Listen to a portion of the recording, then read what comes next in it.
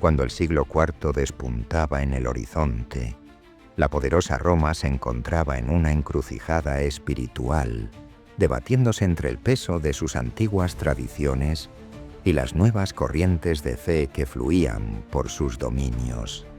Fue entonces cuando un acontecimiento extraordinario cambió para siempre el curso de la civilización occidental. El emperador Constantino, contemplando el firmamento, recibió una señal celestial que transformaría el mundo.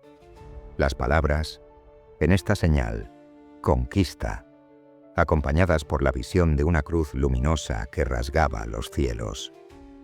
Interpretando esta manifestación como un mandato divino, Constantino marchó con determinación inquebrantable contra su rival, el emperador Magencio, en lo que sería recordado como la legendaria batalla del Puente Milvio.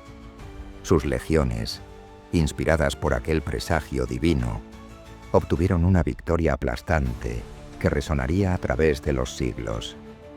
313 años después del sacrificio de Cristo en la cruz, Constantino promulgó el trascendental Edicto de Milán. Con este acto, el cristianismo no solo emergió de las catacumbas y las persecuciones para convertirse en una fe respetada, sino que se alzó como la doctrina oficial que guiaría al colosal imperio romano. Aunque el propio Constantino esperaría hasta su lecho de muerte para recibir las aguas del bautismo, su decisión había ya alterado el destino del mundo conocido. En contraste con la luz espiritual que ahora iluminaba a los romanos, una sombra amenazadora se cernía desde el este. Las temibles hordas de los hunos, abandonando las vastas estepas de Asia Central cuando el siglo IV llegaba a su ocaso, desencadenaron una ola de destrucción sin precedentes sobre el continente europeo. Sus víctimas designadas fueron las florecientes civilizaciones góticas de Germania. Los visigodos, los ostrogodos y los gépidos se encontraron de pronto ante la furia de estos implacables guerreros de las estepas. Frente a tan terrible amenaza, algunos pueblos optaron por la resistencia heroica, cayendo inevitablemente bajo la feroz embestida de los invasores. Otros, más pragmáticos, buscaron amparo tras las invictas murallas de Roma, donde resonaba la promesa: Roma está a salvo, Roma está segura, Roma está unida. Esta garantía cobraba fuerza mientras el emperador Teodosio contenía con firmeza el avance huno, ofreciendo protección a los godos que acudían en busca del amparo del águila imperial. Sin embargo, el destino tramaba otros designios. Cuando en el año 395 Teodosio exhaló su último aliento, el imperio quedó dividido entre sus herederos. Arcadio recibió los vastos territorios orientales, mientras Honorio asumió el gobierno de las provincias occidentales, iniciando así una separación que resultaría definitiva. En la ahora expuesta Roma occidental, Alarico, el rey de los visigodos, estaba a punto de cumplir su mayor ambición, Roma. La noche fatídica del 24 de agosto del año 410, bajo el manto plateado de la luna, los visigodos desataron su furia largamente contenida. Las legendarias puertas de Roma, que habían resistido innumerables asedios, sucumbieron finalmente ante la implacable determinación de los asaltantes. Alarico y sus feroces guerreros irrumpieron a través de la brecha abierta en las murallas. La otrora invencible metrópolis, que había permanecido inexpugnable durante 8 siglos como símbolo incomparable de la grandeza humana, contemplaba ahora impotente la venganza de aquellos a quienes tanto tiempo había menospreciado.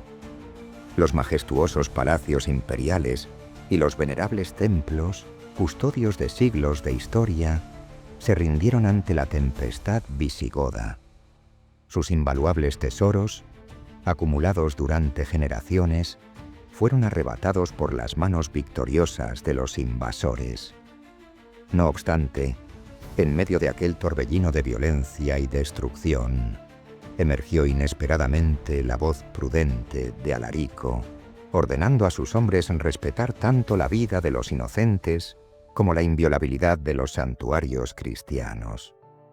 Cuando se extinguieron las últimas llamas que consumían la ciudad imperial, Alarico y sus huestes abandonaron Roma con su propósito cumplido, dejando tras de sí una metrópolis marcada para siempre por aquella devastadora incursión.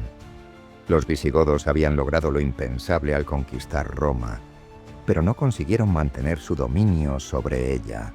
Mientras estos acontecimientos sacudían Occidente, en las tierras orientales del imperio, un nombre se pronunciaba solo en susurros aterrorizados: Atila, el feroz caudillo huno, quien había ascendido al poder mediante una calculada combinación de violencia y terror. Arrasó implacablemente las regiones balcánicas y la frontera del Danubio.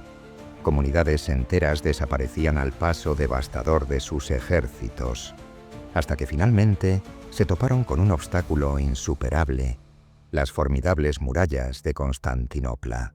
Estas ciclópeas defensas consiguieron detener incluso al guerrero conocido como el azote de Dios.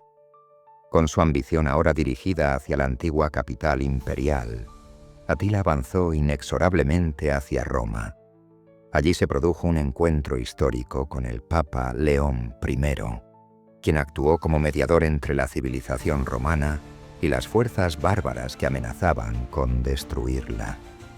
Según relatan las crónicas cristianas, durante esta trascendental reunión, las figuras espectrales de los apóstoles Pedro y Pablo se manifestaron ante el atónito conquistador huno.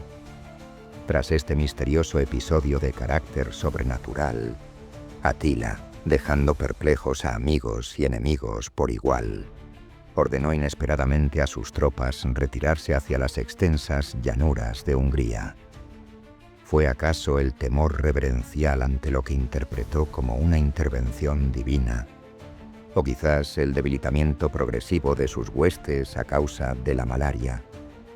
El enigma permanece sin resolver, pero las consecuencias fueron innegables: el principio del fin para el temido Imperio huno. El declive inexorable de Roma occidental parecía ya inevitable.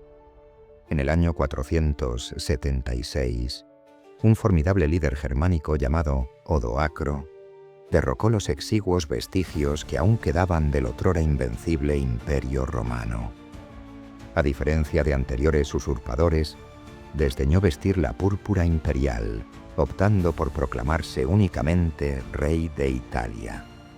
Su reinado, sin embargo, pronto enfrentaría un desafío formidable que cambiaría nuevamente el rumbo de la historia.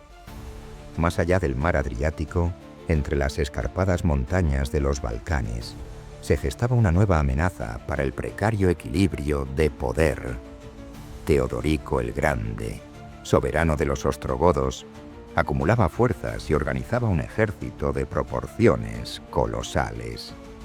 Alentado secretamente por el emperador bizantino Zenón, quien recelaba del creciente poderío ostrogodo, Teodorico condujo a su pueblo en una migración masiva hacia los territorios occidentales. Así, en el año 489, los impredecibles vientos del destino llevaron a los ostrogodos hasta las fértiles tierras de la península itálica. Lo que siguió fue un titánico enfrentamiento, una guerra encarnizada que se extendió durante 5 largos años. El hado, sin embargo, ya había escogido al vencedor de esta contienda. En el año 493, Teodorico logró finalmente la victoria definitiva sobre Odoacro.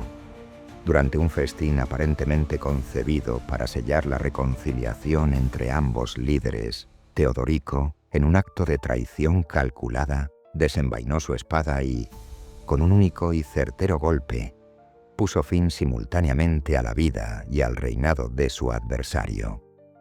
El triunfante Teodorico ascendió entonces al trono como nuevo rey de Italia, pero su gobierno marcó una ruptura con el patrón destructivo de conquistadores anteriores. En vez de someter brutalmente a los vencidos, promovió una coexistencia pacífica y la preservación cuidadosa de las tradiciones romanas.